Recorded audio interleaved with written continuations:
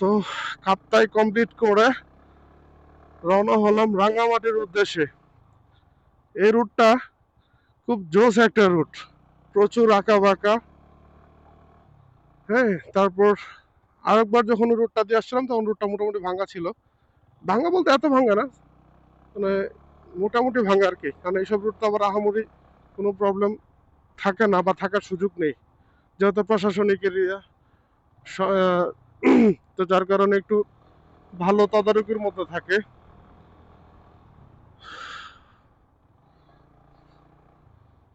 ও, এটা কি ভাঙা না অন্য কিছু, নাকি আমার মনোধারণা পাল্টে গেছে? না, রাস্তা ভালো, মাঝখানে মাঝখানে একটু ভাঙা ছিল। টার্নে ওভারটেক নেওয়া যাবে না, টার্নে ওভারটেক নেওয়া, টার্নে ওভারটেক নেওয়া যাবে না, টার্নে ওভারটেক নেওয়া যাবে না। ওরে বাপরে, তো বিপজ্জনক প্রচুর, ঘুড়ি বালি কত, রাস্তার যে মানে কংক্রিটের যে ঘুড়িগুলা মাঝখানে জমট বাঁধা, এগুলা তো ভাই সামহাও স্কিড করার বড় অপশন। যদিও রেগুলার বেসিসে দেখতে আসা হয় না, মোটামুটি সব মুখস্থও না, কোথায় কি আছে না আছে, মোটামুটি স্কিলের উপর রাইড করতে হবে। Wow wow wow wow, nice nice, মজা পাচ্ছি।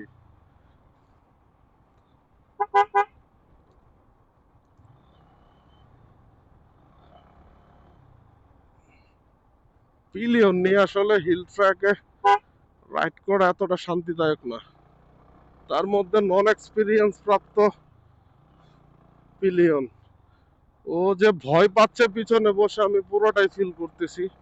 ওর ডান বামে যখন আমি লিন হই, সরি লিন না, কর্নারিং করতে যাই, তখন মনে হয় ও পড়ে যায়, প্লাস হচ্ছে ও আমাকে সব ফেলে দিবে, এরকম একটা অবস্থা, মানে বাইকটাকে ভার করে ফেলে এক পাশে।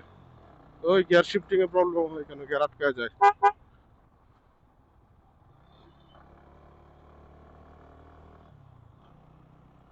আসাম বস্তি বাজার।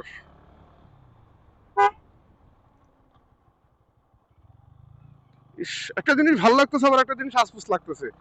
যদি ওখানকার আমি বাসিন্দা হতাম, যদিও ওখানকার ফুল এক্সপিরিয়েন্স প্রাপ্ত হতাম, প্রত্যেকটা দিন এখানে রাইড করতে পারতাম জম্প্রেস অবস্থায়। Wow,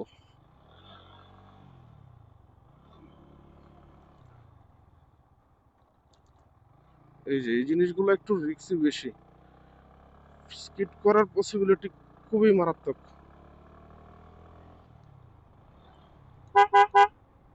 wow wow wow, crazy man.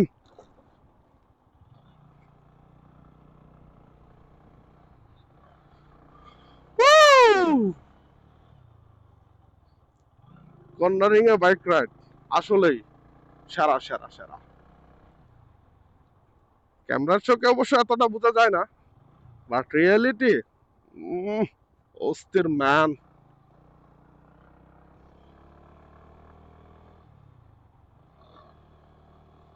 Chakma আদিবাসী, আকি আকি মনে হর্ষটা কি, হ্যাঁ হর্ষটা কি, সামনে দিয়ে কি বইরা দিল হইলে। তো ভিডিও অনেক লং হয়ে যাচ্ছে, তারা